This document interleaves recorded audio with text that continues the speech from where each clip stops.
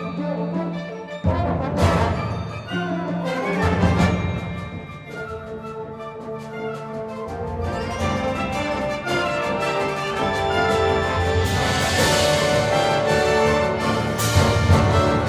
sitting down here with Alex Kaminsky, Director of Bands here at VanderCook College of Music. How are you, Alex? Doing great.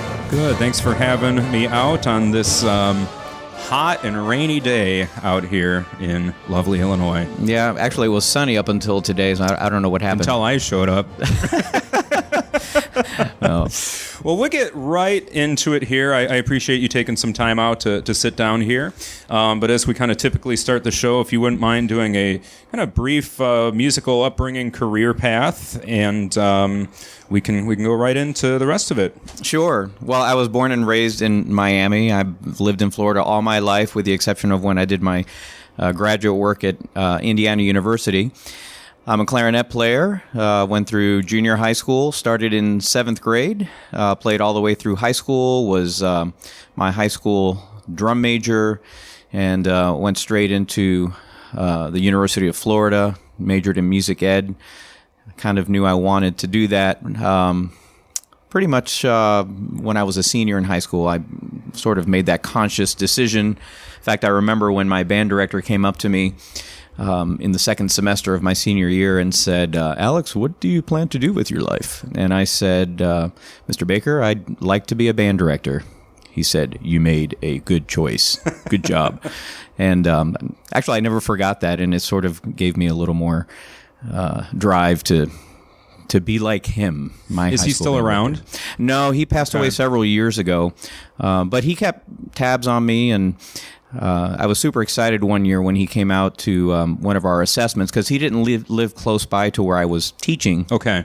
But there was a point where he and his wife actually drove a few hours to come hear my band, and wow. That was a little nerve-wracking. But was that a surprise that he showed up? Actually, he had told me that week. Oh, God. Okay. Yeah. So you had to live with that for a week. Right? Yeah, well, because the state assessments in Florida are in different regions, north, central, south. And so he saw that I was in the lineup for Central, and he could drive there. And so I was like, oh, cool. And then I was thinking, oh no, but it was awesome. He came in, and at that time there was Sightreading at the state level. That was even more nerve wracking, to have your high school band directors, sit there and watch you, try to sight read with your band. I'm like, well, now he's going to know if I really know what I'm doing. But it turned out okay. Yeah, it turned out really well, and it was an experience I'll never forget to have him there. Yeah. So from there, we go to maybe a little bit of your career path then. Sure. Well, I wanted to be a high school band director when I graduated, as most college music ed majors want to be. And so I applied at a few places. I wanted to go back to Florida after finishing my master's. I did go straight into my master's after doing my undergrad. And as I interviewed, I came across a situation that was a junior-senior high position in Cocoa Beach, Florida. I don't know if you remember the show I Dream of Jeannie. Yeah. But that's kind of where, this was located, and it was, right there on the beach. And I thought it was great experience to, teach beginners. I have a tremendous amount of respect for middle school band directors. Just starting the kids from opening the case to this is how you hold it, this is how you put the reed on, etc. And so I went ahead and accepted that position, and it was one of those places where anything I did was going to make it better. There were only 3 kids signed up for beginning band at the middle school. And the neighboring high school to which this middle school fed had 16 kids enrolled in the high school band. And so it was just a great experience to build a program. And we went from 16 in the high school band to pretty much by the 3rd or 4th year, we had like 80 kids. And it was just great. In that program, they were doing grade 5 music by the time I finished there. I taught there for 6 years. And then basically doors opened as people saw what I was doing, and I went to a kind of a country school called Auburndale High School just outside of Lakeland. Was there for 5 years, and then moved on to Lincoln High School in Tallahassee, which was really nice because it was right down the road from Florida State University, and so that was a fantastic resource. I was there for about 7 years, and it was the first band that I took to the Midwest Clinic, and that was in 2005. And after I'd done everything that I felt I could do there, and there was another door that opened, I went to Buchholz High School in Gainesville, which was yet near another large university, the University of Florida. And that band I was able to take to the Midwest Clinic twice, in 2009 and 2014. And I was going to pretty much finish out there, and then this final opportunity opened up at Stoneman Douglas. And one of the reasons that there were really two reasons that I went there. One was because the pool of students was over 3,000. Okay. And the schools I had taught at previously were about 1,000 less in enrollment. And one of the things that I encountered in those previous programs was, when you have a limited pool to draw from, well, that's going to kind of limit the size of the program that you have. And I always aspired to have, the largest possible program to be able to influence as many kids as I can and just be able to do more things with more level bands in the program and so forth. And the second reason was because I'm from Miami, and so it was nice to be, in the northern part of Broward County, which was, really close to Miami. So it was kind of a little closer to home. And so that's sort of where I finished out, and this past year was year 30.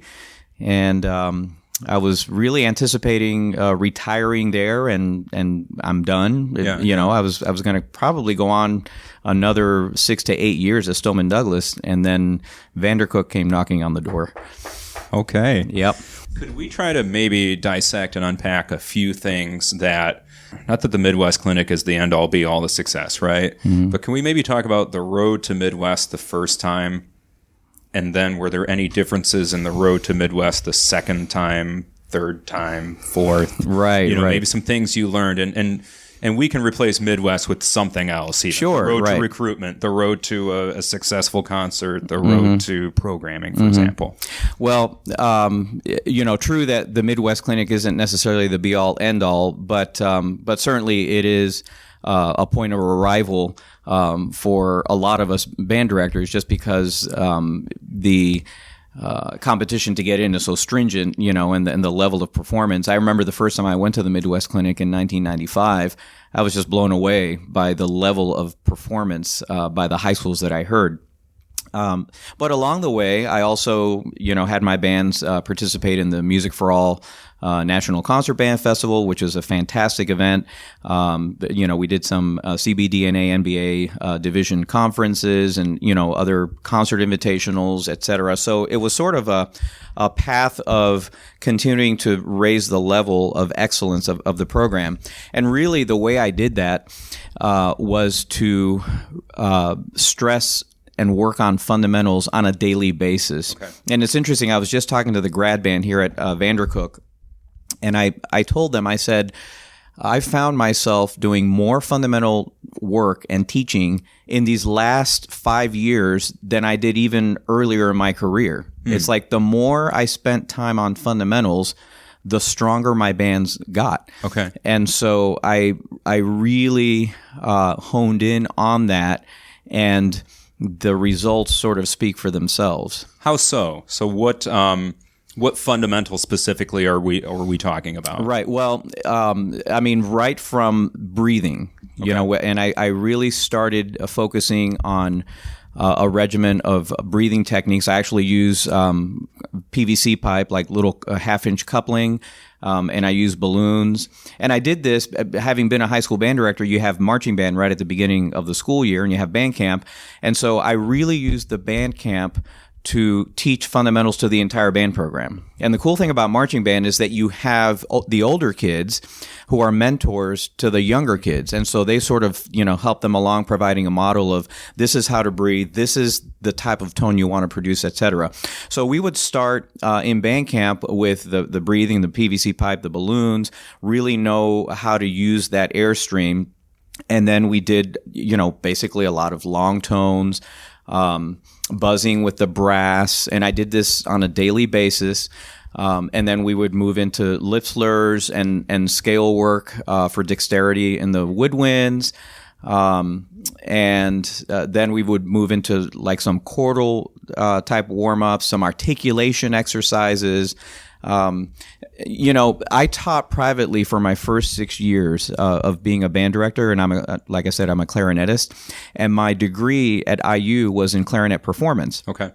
And so really what I ended up doing and did more and more was taught my band as if it was a large private lesson.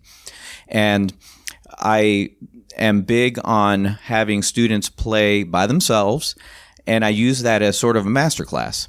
So when I'm, for example, focusing on trying to improve the clarinet tone, well, I'll have my principal player play an open G and hold it. And then I'll have the next person play, and I'll tell them, try to match that tone. But specifically, I tell them first match the volume, which is the airstream, and then match the tone quality, and then match the pitch. I call it BBI, balance, blend, intonation. Well, and I'll tell you where I really started pushing fundamentals more is after I took a trip to Japan in 2001 with an American contingent, and we went into elementary band classrooms, junior high band classrooms, and high school band classrooms, and the one constant was essentially that they emphasize cloning each other as far as the approach to the instrument. Of course, they're all playing on Yamaha, this, that, and the other, and so that helps when you have matching instruments. But the one thing that I noticed was they really emphasize the importance of copying and cloning each other to produce a concept of tone within the section and then across sections that led to the sonority that a lot of us have heard in these Japanese bands. I think anybody that listens to it, one of the Japanese bands, listens and you're like amazed at the sound and the pristine intonation that they play with. Organ sound. Exactly, pipe organ. And I saw when I first came in here too, the winds training thing. I don't know if you've gone through all those or not. Yeah, well, that's the harmony director. Yeah. And I call that my secret weapon. Okay. And it's something that I try to share with directors as they, come to me, and certainly I'm going to introduce that to the students here at VanderCook, is how to use the harmony director to really raise the level, especially of pitch awareness. Okay. And I'm big into justified tuning and so forth. So all these fundamental things, the bottom line is when the individual student is playing with the right concept of sound, and then that's uniform across a section, and then you combine that with the rest of the band, well, it's going to affect the band sound, and you're going to be able to elicit a sonority that you otherwise would not be able to elicit. Another thing I told the grad band kids, the grad band directors, I apologize if they're listening, is that I like to peel off the Band-Aid. I listen into an ensemble. I do a lot of judging, and so I'm kind of used to listening into an ensemble. And a lot of us band directors, myself included, are afraid to peel off layers to hear what's really in there because it's not always pretty. But I like to peel off the Band-Aid and find, where the discrepancies are, correct them, and then put the band back together. And it's always better, when you do that. It's kind of, I kind of liken it to a mechanic working under the hood of a car. Sure. It's like, you fix that spark plug, all right, you close the hood, now the engine's purring, that sort of thing. Why do you think we're afraid of that? Because all of us know it will make the group better. Right. But, because that's me too. There are a couple of things I'm like, let's move on. Yeah, well, I'll tell you, for me, because I didn't do it as much earlier in my career as I did it in the latter part of my career. And I think one of I think there are several reasons, but one might be, okay, I've encountered this problem. How am I going to fix this? And I don't know if I can fix it. And if my kids see that I don't know how to fix it, that may not be a good thing. You may shy away from it because I mean, that's one Sure. reason. Perhaps you may not be able to fix it. Number two, we may just not want to know what's really in there. It's kind of like getting up in the morning and looking in the mirror. It's like, I really don't want to do this. And so, so that, and honestly, I mean, we're all kind of self-conscious a little Sure, bit, sure. as far as that goes. So I think that may be another reason. Okay. That sort of thing. But we have to put all that aside and just be willing to sort of dig in, roll our sleeves up, and get a little dirty. And, if we can't fix something on the spot, then, I'm good with saying, you know what, we're not going to fix that today, but we'll work on that later. And then I'll go and do a little research and figure out how am I going to fix that bassoon G that's really sharp, and that sort of thing. Because, I mean, I don't have all the answers, necessarily right on the spot, but I've learned along the way by trial and error. Sure. So So we have fundamentals with tone. You mentioned a little bit with intonation with the harmony director.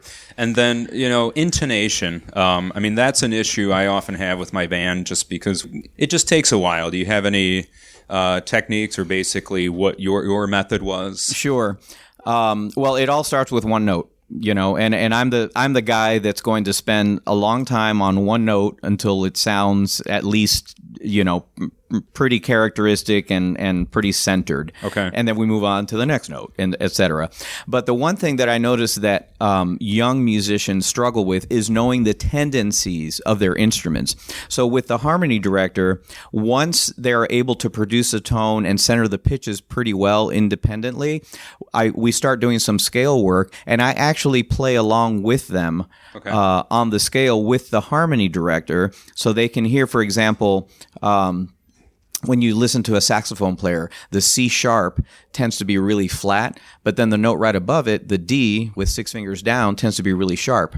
And when you listen to young musicians, they don't always compensate. You really have to drop the jaw and to lower the pitch, et cetera. Just like, a low C on trumpet is a great note, and then C sharp is an awful note. Yeah. You have to lengthen the tubing.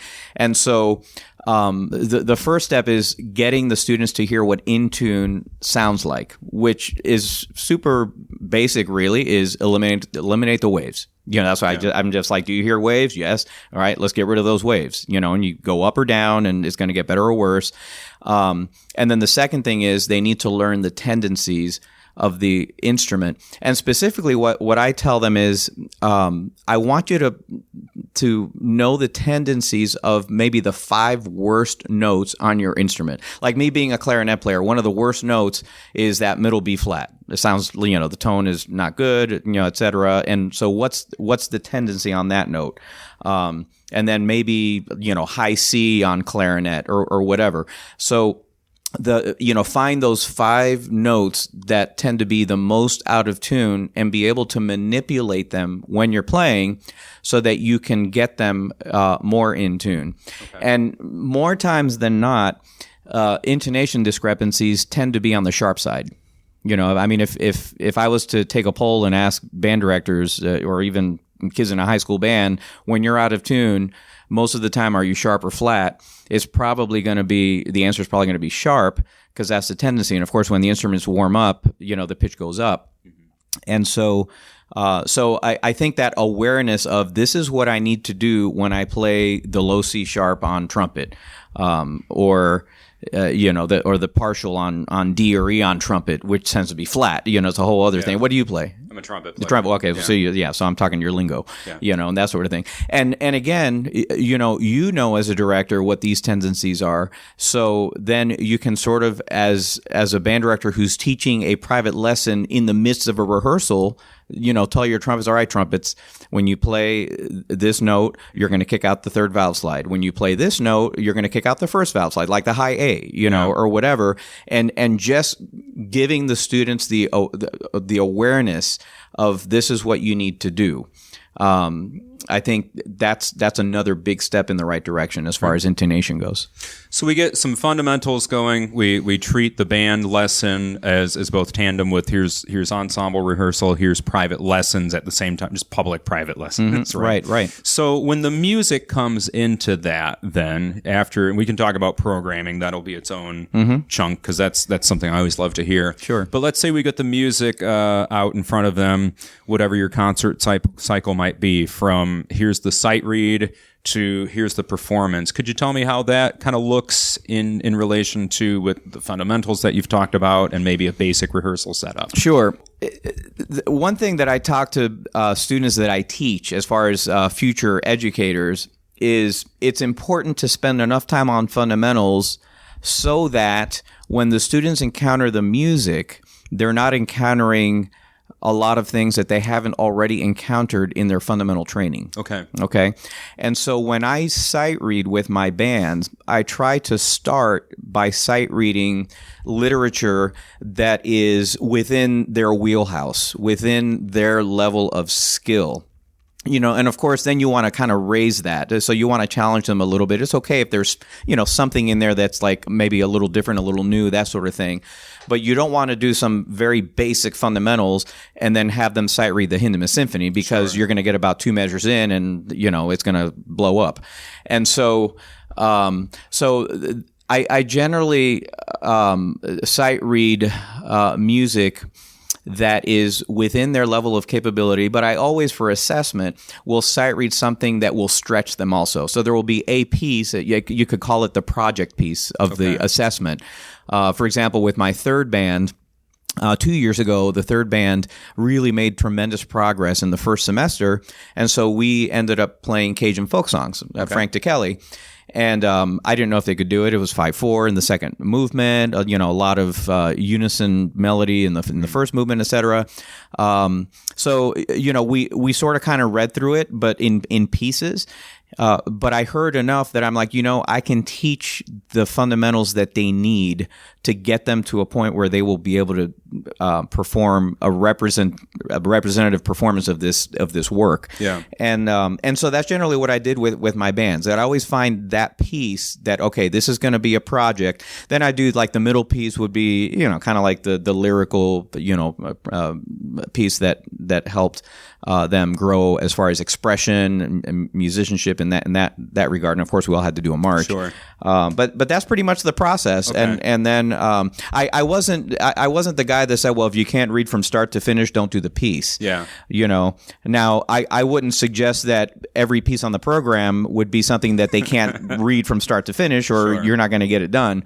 But the project piece, many times was like that. Great. Mm-hmm. So as we kind of bring it back to one of the initial questions was, here's the road to success. Here's our process of fundamentals. Here's the a little bit of programming and rehearsal as well. With that, was that something that you had to fine tune? I'm assuming as you went along, or was that just something right out of the gate we did? We get the band in Midwest 2005, and then we do it again 2009. Or were there any changes that you can think of that you maybe had to reflect upon that first path?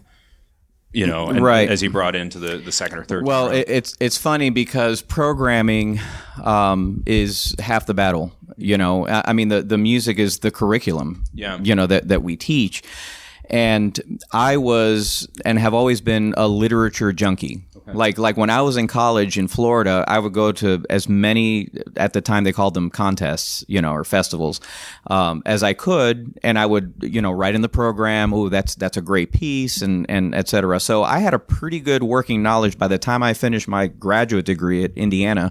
I had a pretty good working knowledge of literature, and still, I didn't pick literature really well when I started, May I add, don't do Variation Overture by Clifton Williams your first year. Okay. That did not go well for me. And were these just things, did you pick things that you just knew, like from college or something? Or, what was... What a great question. What I found, and I actually asked some of the band directors that are on campus right now at VanderCook this same question, we have realized that many of us teach not necessarily how we were taught in those music ed courses in college. Yeah. But we taught more like our high school band director taught. And when I think about it, that first year, and my junior high band director, he loved Clifton Williams. Okay. Right? And I think Clifton Williams is awesome. I mean, we just did Symphonic Dance number 3, this past year with my second band. And so, it's great. And so I sort of programmed that way at the very beginning. And, by trial and error, this works. So then I thought, okay, I need to kind of refocus on the literature that I heard and try to, go with what I learned rather than what I was taught when I was in high school. Okay. And so gradually I was able to kind of figure out the right formula as far as selecting, literature. And, one of the things that I was, sort of, plagued with at the very beginning is once I decided I wanted to do a piece, well, we have to do it. Yeah. And it would have been very wise of me to after that first week of working on that piece, kind of, being smart about it and saying, this isn't going to work, so let's try something else. Sure. But I didn't do that because I was hard-headed and paid the price, and my kids paid the price. So, yeah. And I'm sure it's heartbreaking, right? Because I've had pieces I played in high school, and same thing, brought it out, and it clearly was not a great choice, and I know my heart was just broken on it. Then I had to stand back. I'm like, well, it's not the right fit, Right. So that's, at least that was and still continues to be my issue. I got to get past this. Right. Well, and you bring up another good point, the right fit. Yeah. As far as picking literature, and it's funny, we just talked about this in the graduate conducting class yesterday. You really have to select literature that, in my opinion, that fits the ensemble. And for example, if you have a great principal trumpet player, there's nothing wrong with picking a piece that has maybe an extended trumpet solo. Mm-hmm. It rewards him or her for working to become a great musician. It also, helps the band sound better when you're, sort of quote unquote exploiting your strengths. Sure. And you don't want to put, like one of the pieces that I played when I was in high school was Man in Veen, which has a very challenging clarinet part. Well, you wouldn't want to do that if you had, ninth grade clarinet players that had only been playing for 2 or 3 years, Sure. That sort of thing. So I think it's important to really evaluate the strengths and weaknesses of your ensemble and select music that sort of fits the ensemble in that regard. And do you have any suggestions of where to look for some of this literature beyond I think we all know about the teaching music through performance books, obviously Midwest clinics, state conventions. I didn't know if you had any maybe specific lists or people that you look to gather new ideas. Well, I'll tell you, one person that I looked to in the state of Florida was Joe Kreines. Okay. Joseph Kreines is like a walking encyclopedia as far as literature. And he was one of those people that devoted his life basically to clinicking bands. Okay. I mean, from day one for me, that first year, I had Joe Kreines in my band room. And that's another thing is to invite, good teachers and good directors to come and work with your band, and again, we sort of have to put the self-consciousness aside, because we're all improving. Yeah. I mean, my band had its issues this past year too. I mean, it's like we're all trying to get better. And he just really helped me select literature that worked with my band. He has a book that he wrote and came out in the 90s called, actually it's on my shelf, Selecting Literature, I think, or something, it's by Joseph Kreines. It's the only literature book that he wrote. But that, along with Tom Dvorak's book, also, I don't know the exact title, but Best High School Band Literature, that sort of thing. And I can look up and link in the description. Too. And the good thing about those books is it actually specifically tells you, well, the trumpet range is this to this, requires intelligent percussion, I won't say anything more. But anyway, but the point is, it gives you that information that you need in selecting literature. But the other way to know what would be good for your band to play is to listen to a lot of literature. I have an extensive CD library. Sure. I know CDs are sort of not used anymore, but I like to. They still mail them out from the publisher. Yeah, there you go. And I pop them in my car and so forth. But the more you listen, then the more you become familiar with the literature and really can sort of figure out, well, this will work or this won't work. So what are maybe some specific selections then with literature? As I said, hopefully this episode can give some people some new things. We know about the whole suites already. We know about a lot of those classics, Granger, et cetera. Are there any maybe pieces that you can think of that were either lesser known or maybe just pieces that you thought, people should pay attention to? Well, as far as and again, this was where Joe Krynas was really helpful because he knew those gems that people may not know about as much. But from the easier standpoint, as far as pieces that are a little more accessible. I did 3 English dances that was written in 1973, and it was arranged by David Stone and transcribed by John Boyd. 3 English dances, which basically had 3 movements that were based on 3 different English melodies, just really well written. 3 completely different styles, and so that was kind of a good grade 3 piece. I did a piece called Mandolin Landscapes by Philip Spark. Yeah. A very beautifully lyric piece, and he wrote that in 2004, I believe. And that was another one. Claire Grundman, all of his music is just great for the school band level. I don't want to say training piece because I don't really use that. Sure. But it was great music to teach different styles, intonation, and he just really knew how to voice and orchestrate the band in a way that worked. And a couple of his tunes that, I think people know the American folk rhapsodies, but a couple of my favorite tunes that he wrote were Welsh Rhapsody and Irish Rhapsody. Now, Irish Rhapsody is a little harder than Welsh Rhapsody, but both of those are really good. A couple of other gems were Albert Oliver Davis compositions. 2 that I did were from Shire and Sea, which is also a 3-movement work, and the Rhenish Folk Festival, which is also a 3-movement work. I guess I'm into the suites right now, but okay. Anyway. But all of those pieces, I think, are well crafted and work well for the young band. As far as the more advanced, I'm a fan of David Gillingham. I've done a ton of Frank Tikelli's music at all levels, really. Mm-hmm. And one of the pieces that I've done several times is H. Owen Reed's La Fiesta Mexicana. Yeah. And my favorite Nelly Bell piece is Tritico. And so, I've done that, symphonic movement. And so those are some of the more advanced pieces. One of the pieces I'm doing right now with the grad band is Scenes from the Louvre by Norman Dello Joio. And that's a 5-movement piece. Again, completely different styles in each piece. They're based on melodies written by Renaissance composers. But that's a piece that I haven't heard in a while. And so those are just some of the pieces that I've done.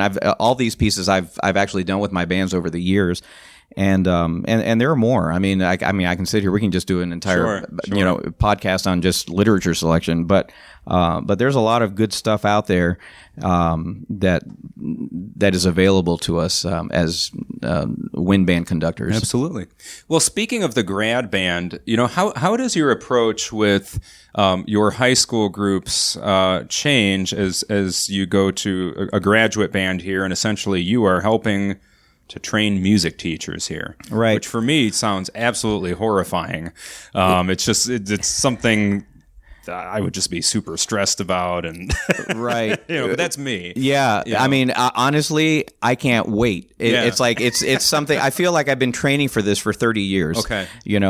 And what I've been doing with the grad band, I mean, basically the difference between teaching my high school bands and teaching these band directors is I'm doing a lot of the same things, but I'm also explaining why I'm doing what I'm doing. Okay. And I'm probing the ensemble, asking these band directors questions like, well, what did you notice? What did you hear?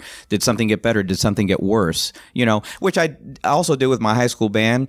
But with these band directors, my goal is to make sure that they not only understand, but that they know how to apply what it is that I just did to their own ensembles, to improve their own ensembles. So basically, I've been doing a lot of the same thing: the breathing, the long tones, the buzzing, the lip slurs, the scales, all these things, articulation exercises. To give them tools. I tell them they all have a toolbox, and I want to try to fill it up, with as much as I have to offer, so that they can take it and be better teachers. Yeah. And of course, in the process of doing that, as they provide feedback to me, it helps me become a better teacher as well. So I am super excited about doing this because, I mean, honestly, it's a burden that I have to make sure that students that are coming out of college are truly prepared to teach. And, I was talking to Tim Lausenheiser, a couple of months ago. He said the national average now for band directors is 4 years and done, which is sad. Yeah. And I think a lot of it has to do with the fact that, when you graduate from college, the chance that you're going to get an all-band gig is slim to none. A lot of us, even me, I had to teach at 2 schools to have all-band classes. Yeah. But a lot of us are going to graduate and we're going to teach, maybe 3 band classes, but then we're going to have that chorus class that we have to teach, or, that music tech or something. String class or whatever. String. And that's the cool thing about VanderCook is one of the things that drew me here, to teach is that, for example, every student that comes here has to sing in the choir. Yeah. It's a requirement. So they get that hands-on experience of singing all 4 years here, and learning from Dr. Sinclair, our choral director, the techniques that he uses.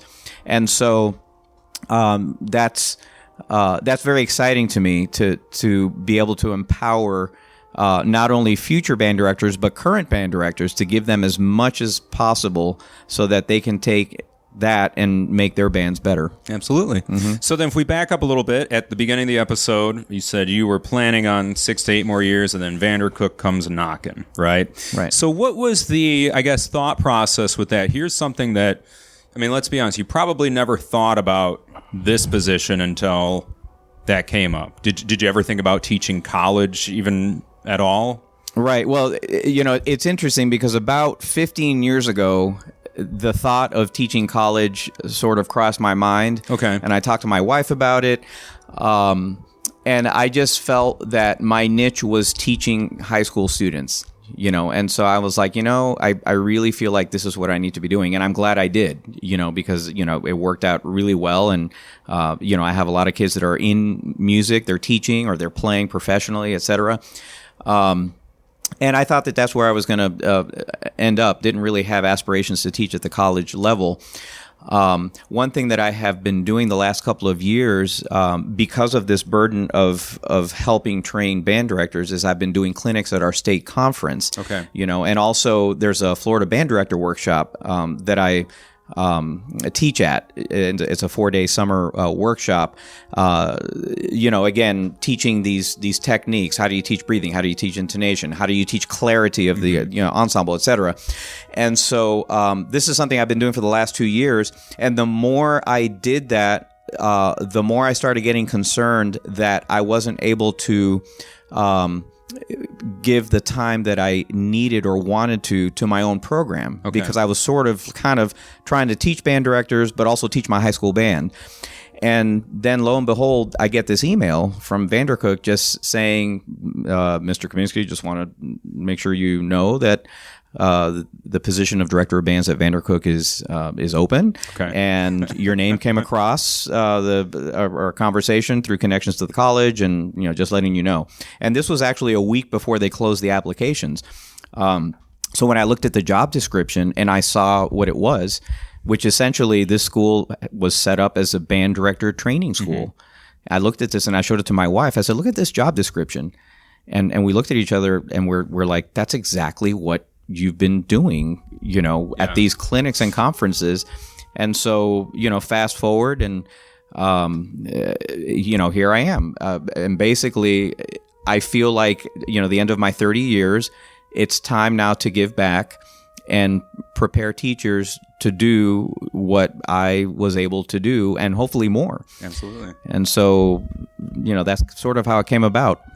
So what are some things then, and you already got the job, right? So as right. I was thinking about this, when you transition from high school to, college here, what are some things that you think that you're going to have to maybe, I don't know, shift course on a little bit or focus on? I know you already said with the grad band, it's cool for you because I'm going to do what I did in my high school band. I'm going to explain it. But as you anticipate maybe this first year with undergrads, what are some goals that you have?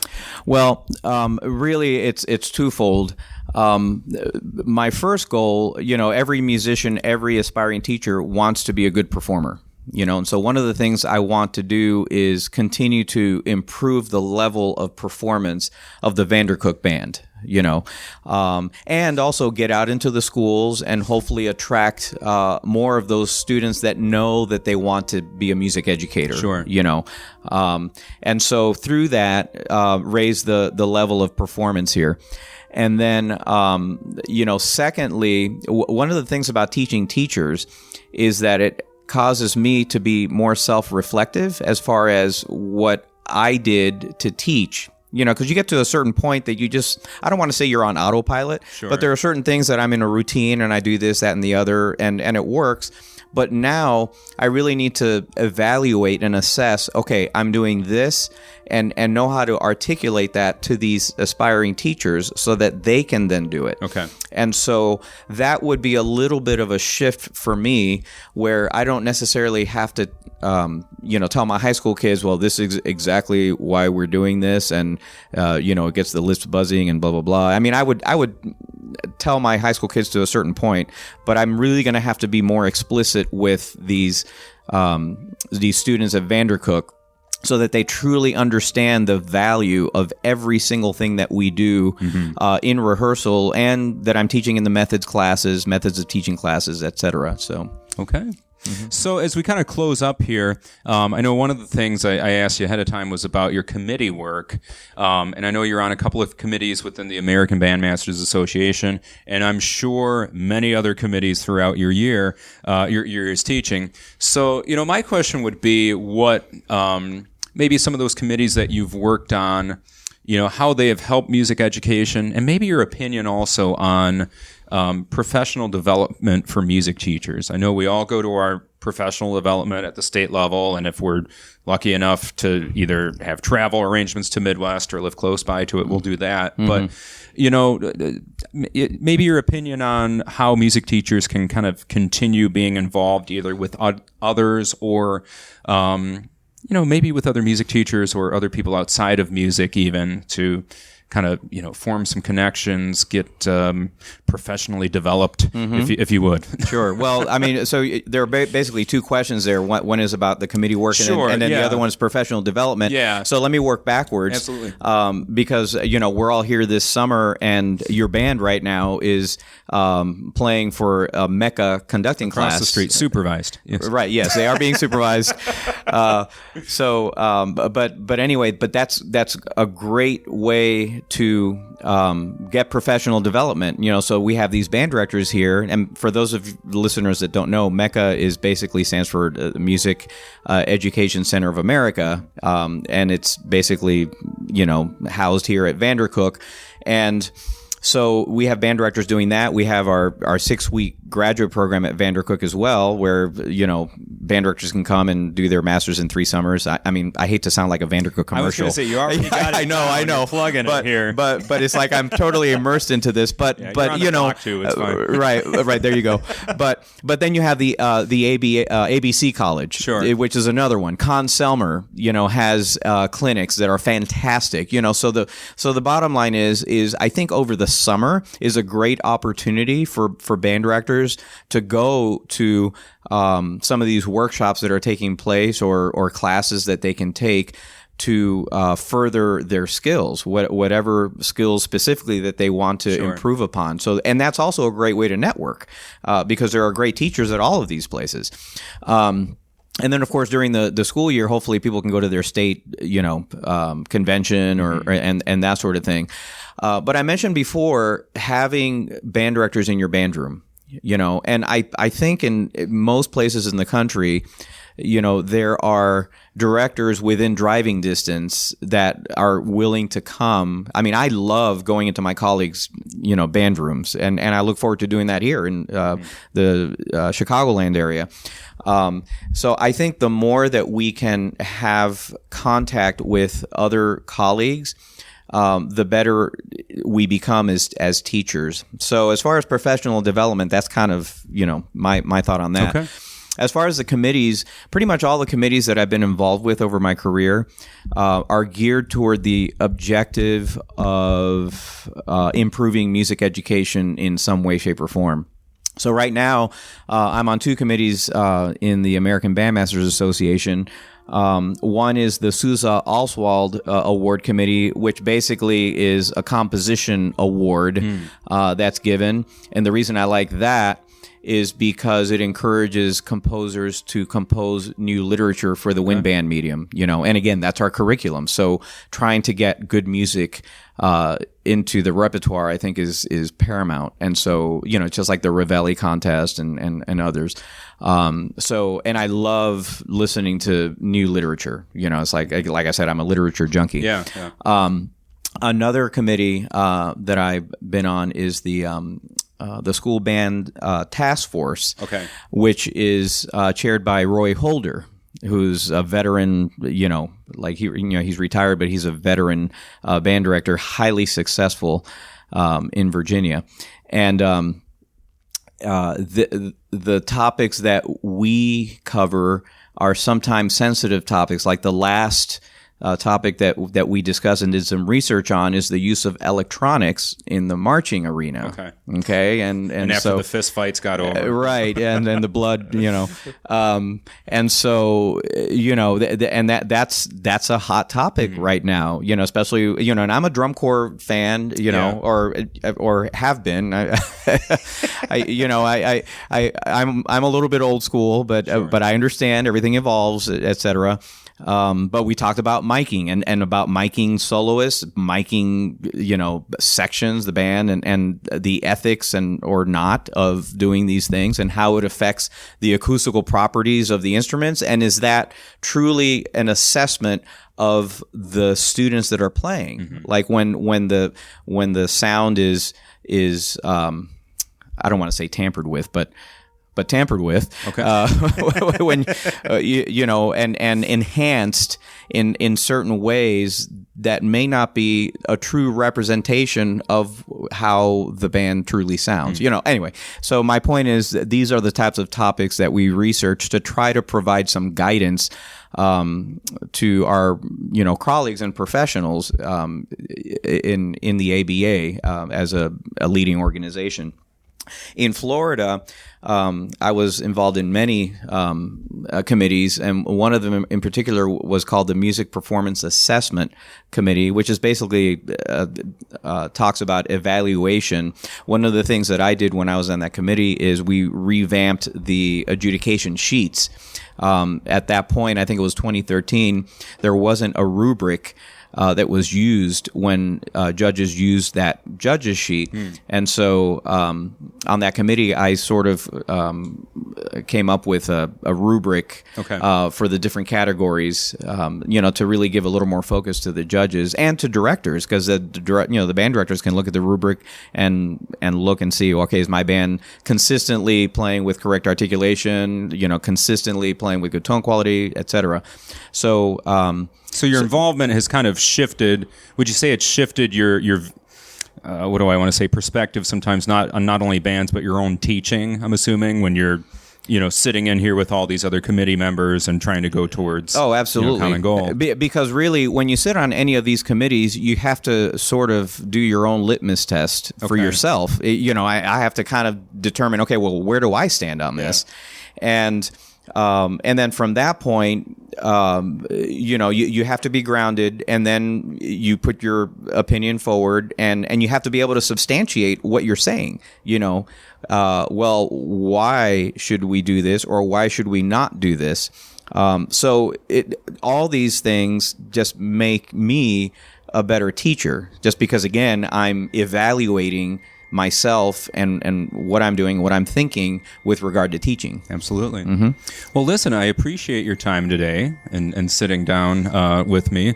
I'm sure you're going to get many, many calls from Chicagoland friends and myself as well. Sure. But I certainly wish you luck with this new chapter in your life here at VanderCook College of Music. Mm-hmm. And again, thanks for everything that you've offered here today. Oh, it's my pleasure. Thank you for having me on.